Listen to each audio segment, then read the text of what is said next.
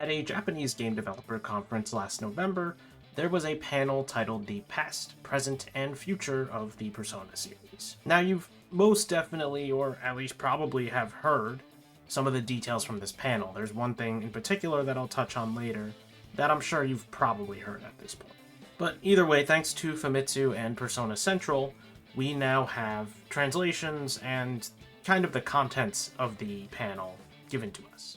I slept so much that even sleep's boring now. Some of this stuff is much less interesting to some people than others, but I think I found most of it pretty interesting. One of the main points was a touch on the so-called turning point of Persona as a series, basically when the games hit a much larger audience. Wada, the current head of P Studios, notes that between 2020 and 2024 there was an increase in demand for Persona, which, if you were like me and kind of involved online in the community, you saw a lot of increase in demand when P5 dropped, and that only kept increasing as time went on. Notably, Atlus releasing games worldwide and to multiple platforms happened during this time period Wada is mentioning, between 2020 and 2024, with P5R releasing in March of 2020, and then again in October of 2022, this time for PC, Xbox, Nintendo Switch, and PlayStation 5. And then Persona 4 Golden launched on PC. We turned back the clock in June of 2020. And I'll touch on that a bit more later, because that's a very important piece to this overall saga of Persona's demand increasing. Now, Golden would eventually make its way to all the other modern platforms, with Persona 3 Portable in 2023. And on top of that, you have things like Persona 5 Strikers and a port of Persona 4 Arena Ultimax. The series really has just been constantly releasing titles and re-releasing titles over the last 4 years, topping it off with Persona 5 Tactica in November of 2023 and Persona 3 Reload in February of 2024. Wada admits that since they had their hands full making the game for one system, they were pretty far behind on overseas development and multi-platform releases, which is evidently clear by how long it took Persona 5 to even make its way to modern platforms. And this great anticipation led to explosive sales when they did release. Putting it simply, Persona was well in demand, and a lot of us knew that. You can even just look back to Persona 4 Golden and its release on a non-PlayStation platform, which is Persona's first time in recent history not being on a PlayStation platform, and Atlus and Sega were blown away by the sales for that game. It's just a testament to how much people were interested in the series, especially after P5. It didn't even need to be P5 that released, P4 was more than enough to get people interested. Wada kind of irons out the growth and how it happened. He lists out things that contributed to it: P5R receiving critical acclaim, multi-platform releases, active participation in the digital market, which I'm pretty sure all their games release on the digital market, so whatever. Worldwide releases in different languages, 15 different languages, which is great. And expanding to other media, including anime, live performances, stage adaptations. And then he says something about establishing an environment where each of these works can interact with each other. Don't totally know what that means. And a revision of their rather archaic streaming guidelines. And I agree with pretty much all of this, except for the stuff I don't really understand. My own viewpoints are a bit skewed due to my own perception and reception of alternate media for Persona, but Wada knows better than me. He's the one leading the department. I'd say additionally, though, that Persona 5, the vanilla version, reviewing well, definitely helped gain interest in the series, and the UI design of that game becoming such an influential topic also has kept it in the loop. It's not the only game out there with flashy and thematic UI design, but Persona 5, without a doubt, has been a major reason a lot of games are beginning and have been getting more creative with UI elements.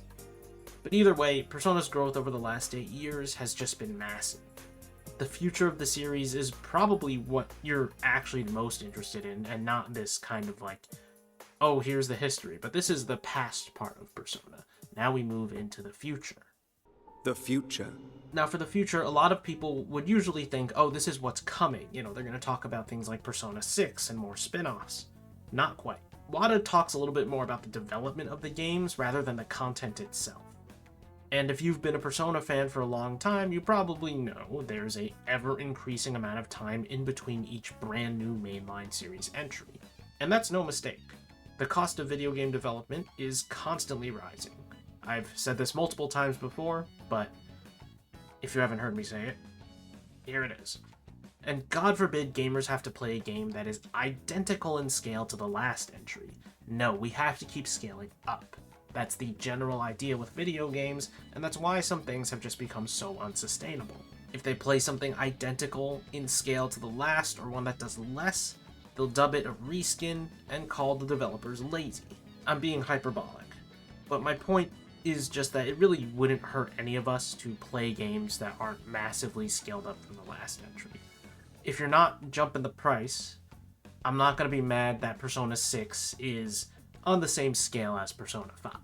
Either way, this desire to meet and exceed expectations, and the desire for the creators, the developers, to do more, because remember, this is also their creative project. They might have their own desires. It might not just be our expectations that are hinging on them. It might be their own.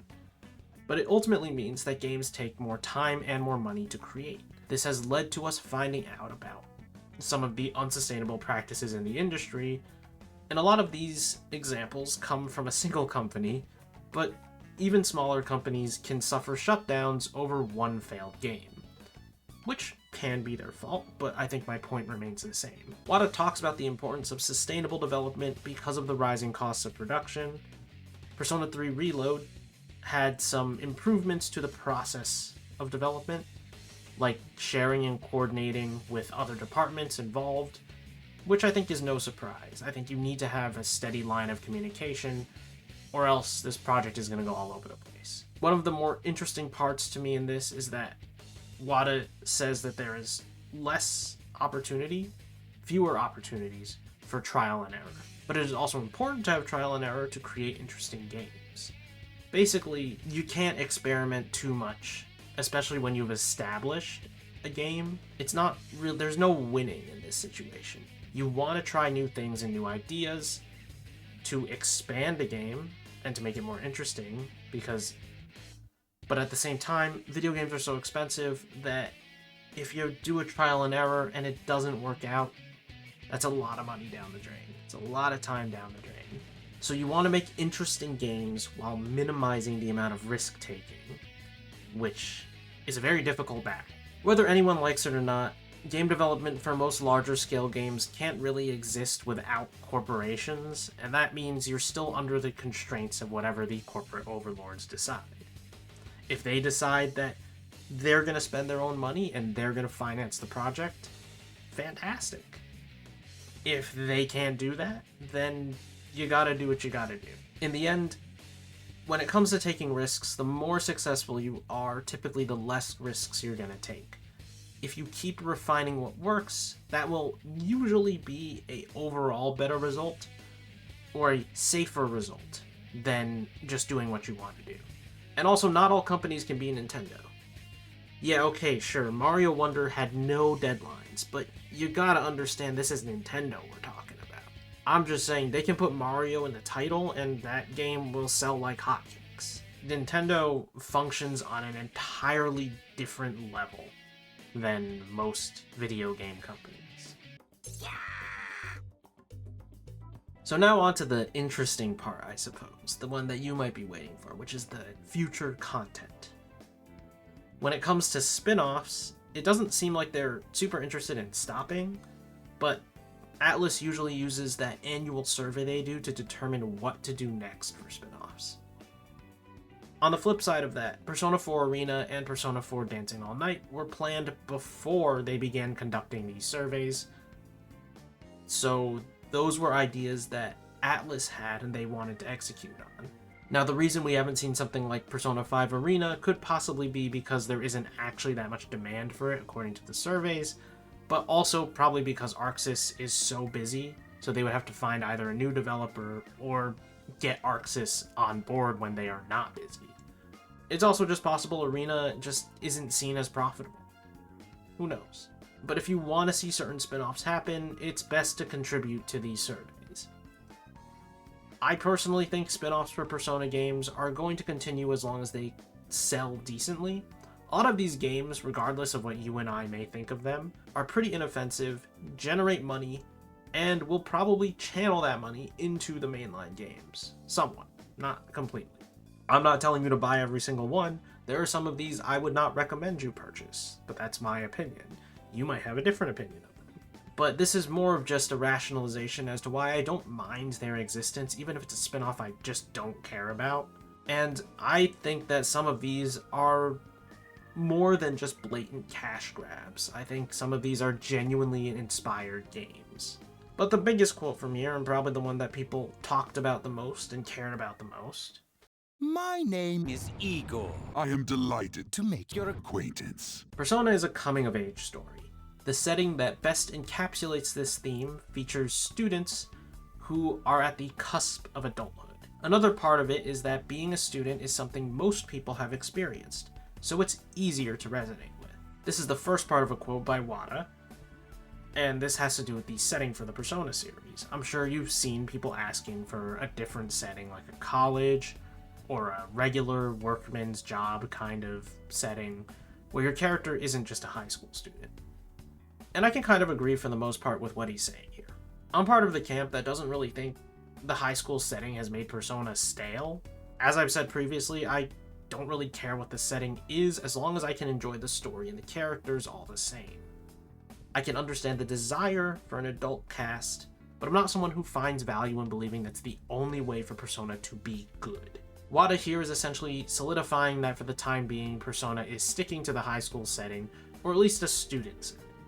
It's, according to him, the most relatable and the most fitting. Nothing wrong with that. So I'd say just don't expect Persona 6 to really shake up everything that much. I found that my expectations for P6 are that it's going to be more similar in some senses to Persona 5 just because of the crazy success they've had in recent years. There are going to be things that are different, but I don't think this part's going to be one of them. Now, on the topic of the protagonist's gender, we have this quote. As for gender, mental age plays a role. For the same high school age, it's said that girls tend to have a higher mental age compared to boys. Because we're depicting growth, we feel that male students as the main character represent that the most. That said, I don't think adults or women are necessarily off limits either. And... I mean, what? I don't think this works for me as a reason not to have a female protagonist. Or to have... I kind of get it for adult characters, basically saying that, like, adults are more grown up, they've experienced this already. It's kind of hard to really focus down and have a story like that. But people can still grow regardless of mental age. I don't think mental age is a good reasoning here. You have characters in the Persona games that show growth and grow, and they're women. And you have characters who grow and show growth, and they're adults. This kind of comes off as just like a flimsy, I don't want to call it a cover-up, but just a reason for them to say, well, that's just why we don't do male characters, or we don't do female protagonists. And I don't really agree with it. We're all constantly changing and growing, as long as we allow ourselves to. The world is changing around us, and we have to change and grow with it. No matter who or what you are, learning and being open to learning and being able to understand and allow change when it is needed is important. This just kind of feels like a patched together excuse instead of having to outright say, well, we're not doing female protagonists because we don't want to, or we just aren't. Because at the end of the day, you got characters, female characters in Persona games, you got adults in Persona games that are changing and growing too. And they're not poorly written, they're actually decently written characters, you know? I'm just saying, I don't really agree with this, but regardless of what I think, it seems like the Persona series is going to be maintaining the status quo for the time being. Or at least that's what I'm taking away from this. There are a lot of rumors about Persona 6, but I'll choose not to mention them here. As of recording this, none of these are currently verifiable by official sources. I must ask that you leave. There's honestly not a ton that's come out of this interview. I really wanted to cover that last part the most, but I think it's worth reflecting on where the Persona series has gone in the past decade and what could be on the surface for the future. I do think the best news we got from this is that they are trying to create a better environment for development and a better development cycle for the games. The worst is that it seems like the team might be a bit resistant to change. But it's nothing I kind of didn't assume already. I agree in some respects with Wada's reasoning for maintaining the high school setting, but I disagree with the points that he makes about not having a female protagonist and not currently working with adult characters, just because I don't think that that works when you already have characters who do change and do grow and do learn new things within the existing games. You're probably tired of me saying this after so long, but I still hope we get a glimpse of Persona 6 this year, and that it actually does exceed the high expectations people are placing on it. But we won't know until we see the game. And you can let me know your thoughts about the future of the Persona series, and maybe even just a reflection about the past of it, in the comments down below. As always, you can leave a like if you enjoyed the video, and subscribe to the channel for more things Atlas, Persona, and JRPG related. Thanks for watching, and I'll see you guys next time.